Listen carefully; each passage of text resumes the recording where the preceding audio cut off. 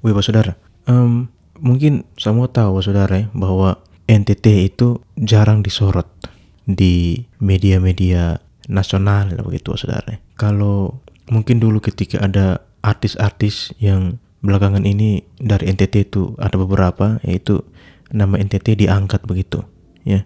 Tapi lebih seringnya kita tidak disorot di secara nasional Pak Saudara ya. Kita lebih sering dilupakan ya. Bahkan kalau saudara dengar beta punya episode keberapa itu beta lupa, ada satu orang teman beta yang bilang, oh kalian itu yang kak kecil itu ya. Ya, saking tidak tahunya NTT itu di mana ya. Jangankan disebut di media, letak pulau kita saja orang masih bingung di mana.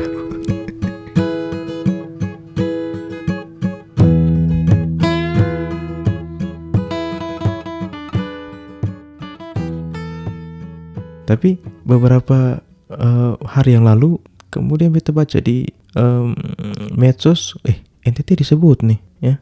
Tapi ini bukan karena sebuah prestasi Pak Saudara ya. Bukan karena prestasi misalkan NTT berhasil menanggulangi bencana banjir misalkan. Itu kan prestasi ya. Meskipun orang NTT itu ada banjir juga tapi orang tidak tahu juga ya. Oh, NTT berhasil keluar dari bencana gunung meletus misalkan ya. Dulu ada satu gunung yang meletus di NTT tapi nasional tidak tahu itu ya. Bukan karena prestasi-prestasi seperti itu saudara. Yang terjadi di NTT apa yang kemarin disorot media, ada seorang mahasiswi ya yang mengajak orang tuanya ke wisuda. Ya normal begitu tuh. Kalau lu wisuda ya lu ajak lu orang tua untuk menyaksikan lu punya keberhasilan di wisuda. Tapi ya satu orang mahasiswa ini di NTT ini, dia nekat mengajak orang tuanya dan rombongannya, bukan orang tua sendiri nih, ke tempat prosesi wisuda, tapi dia belum layak wisuda. Bagaimana tuh ya? Beta baca beritanya, mahasiswa ini mengajak satu keluarganya dan naik pick up Pak Saudara. Nah, buat Pak Saudara yang bukan dari NTT, ya kami di sini tuh tidak seperti kalian yang kalau ke acara-acara resmi itu naik Pajero ya, atau naik Fortuner. Kami tuh masih menggunakan mobil yang AC-nya tuh alami itu kan, pick up ya.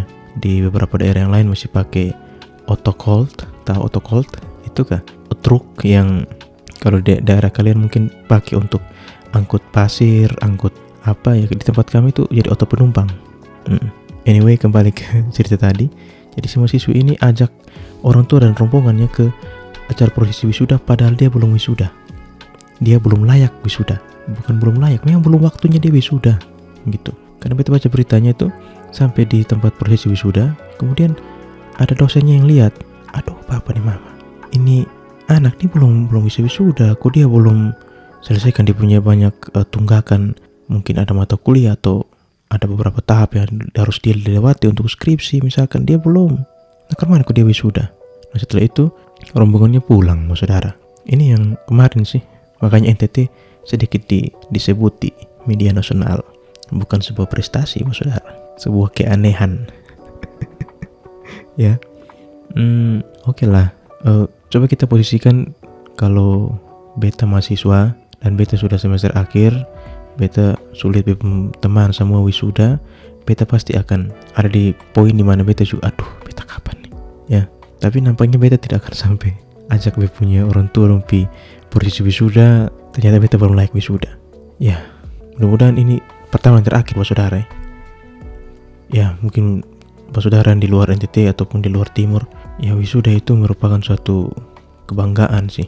Yakin ini anak pun dia punya kerinduan untuk selesai, tapi mungkin karena tahapnya begitu lambat ya, begitu lama sehingga dia belum bisa wisuda. Nah, beta lihat di berbagai macam wisuda ya. Wisuda itu kan identik dengan perayaan Pak Saudara. Kalau di NTT itu mungkin di tempat lain juga. Ketika lu wisuda itu pride, kebanggaan tuh kah untuk lu pun keluarga. Oh, oke, lu wisuda, itu pride, kebanggaan. Nah, biasanya acara wisuda itu kan berlangsung di kampus atau mungkin di hotel atau di gedung-gedung yang lain. Itu sementara prosesinya berlangsung di hotel atau kampus itu di rumah tuh orang sibuk tuh saudara. Sudah mulai sibuk buat tenda, pakai musik segala macam, sudah mulai sibuk tuh untuk menyambut lu nih wisudawan. Bahkan mungkin ada yang sudah persiapan beberapa hari sebelumnya tuh, sudah buat tenda, sudah buat ini segala macam, bunuh hewan dan seterusnya. Nah, ketika wisudawannya sudah selesai ikut prosesi wisuda, nah ketika kembali ke rumah tuh biasanya kalau kami di NTT itu ada ibadah syukuran ya. Nah, kemudian ada kayak acara sambutan-sambutan biasa dari mewakili orang tua ya, mewakili apalagi biasanya, terus si wisudawan wisudawati pun memberikan sambutan. Wah, cerita dia punya perkuliahan kemana sampai dia wisuda dan seterusnya. Setelah itu sudah barang tentu makan-makan. Wah, tamu undangan diundang makan, kemudian sudah barang tentu setelah makan ya, karena sudah energinya sudah banyak, kemudian acara berikutnya adalah acara joget-joget ya, dugem dan seterusnya. Nah, kalau saudara perhatikan acara-acara di NTT itu ada tahap-tahapnya saudara. Nah, itu yang tadi. Nah, dari acara resmi ke acara joget segala macam. Nah, biasanya saat acara bebas itu undangan mulai joget-joget tuh ya. Tapi kalau saudara perhatikan itu pasti ada satu lingkaran di situ ya, dimana ada anak-anak muda yang kemudian lingkar, kemudian mulai ada botol di tengah lingkaran mereka. Wah, botol itu biasanya botol bekas air mineral sih. Isinya itu bukan air mineral saudara ya, meskipun isinya bening sih. Saya tidak tahu, mungkin di daerah lain tidak ada ya, tapi di kami entah itu acara wisuda, ulang tahun atau apapun, tetap harus ada botol air mineral yang diisi dengan cairan. Dan itu adalah minuman beralkohol, ya, minuman keras. Dan biasanya di tengah lingkaran itu ada satu orang yang tugasnya untuk mengedarkan, istilahnya bandar tuh kan. Nah, dan entah apa, mungkin sudah tradisi ya, setiap kali orang istilahnya first shot, angkat pertama tuh kan, pasti dia bilang begini, kakak bete suminumu.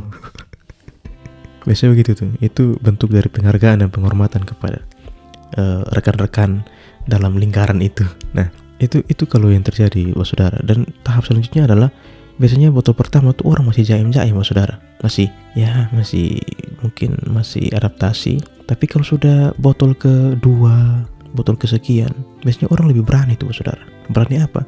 Berani joget misalkan, atau berani lebih cerewet ya, berani menyatakan 3 periode misalnya. Ya tidak juga, tidak ya, itu salah saudara.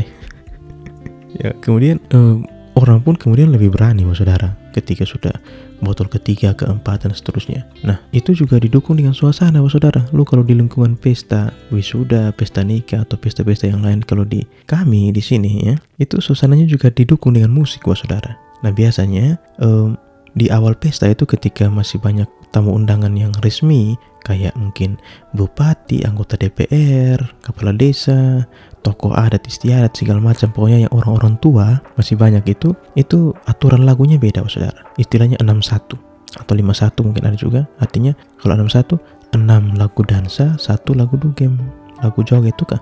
Tapi seiring dengan waktu yang semakin larut kan, orang-orang tua sudah pulang. Nah, tinggal anak-anak muda tuh. Nah, itu lagunya sudah, aturannya sudah akan berubah, mungkin jadi berapa? 4-3, atau mungkin lagu dugemnya biasanya lebih banyak presentasinya ketika sudah lebih larut. Itu seperti itu saudara tahapannya. Dan biasanya kalau yang beta amati, kalau sudah di atas jam 12, jam 1, nah itu ketemu istilah jam-jam kacau tuh. Karena apa? Itu entah kenapa pasti ada kericuhan ya. Jarang beta lihat pesta, entah pesta wisuda atau pesta nikah, tidak ada kericuhannya. Kericuhan tuh penyebabnya kadang hal-hal sepele tuh kan. Jalan tidak permisi, lihat orang pemata, disemulai. Lu kenapa? Karena semuanya sudah terpengaruh dengan minuman-minuman tadi. Ya, saudara. Dan biasanya kericuhan, tapi memang juga ada tempat pesta yang aman dari awal sampai akhir. Oh, itu beta jempol tuh. Tapi lebih sering kacau. Ya, bahkan ada yang sampai di kantor polisi dan seterusnya. Jadi itu yang tadi beta sebut itu kebiasaan kami. Tapi nampaknya saudara, ke depan tuh kita nampaknya akan dibatasi saudara. Oh, apa nih?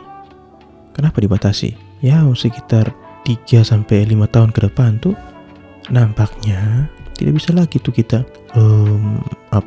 minum-minum saudara. Bahkan lu ke depan tuh tidak bisa lagi, kalau minum orang su agak fly, lu tidak bisa lagi tawarkan botol berikutnya, lu bisa dihukum tuh. ini juga berlaku buat orang-orang yang bisa sewa sound system. Woi, ke depan lu tidak bisa lagi putar musik keras-keras, karena ketika ada yang terganggu, lu bisa dihukum 10 juta bos. Ke depan juga mungkin bagi orang-orang yang tiap weekend karaoke, tiap Sabtu Minggu tuh karaoke, ataupun tiap ada juga yang tiap hari karaoke tuh, bisa tarung kerja apa. Tiap hari karaoke saja. Ke depan kalau ada yang merasa terganggu, nah itu bahaya. Lu bisa diadukan seperti itu. Sabar, itu di negara mana? Oh, maksud beta itu di negara tuh bos saudara. Tahu tidak bisa lagi begitu. Tidak bisa lagi ludo game, tidak bisa lagi lu mengganggu tetangga karena dipidana itu. Hati-hati ya. Bersyukurlah kita di negara kita ini masih diberikan apa yang diberikan. Cheers.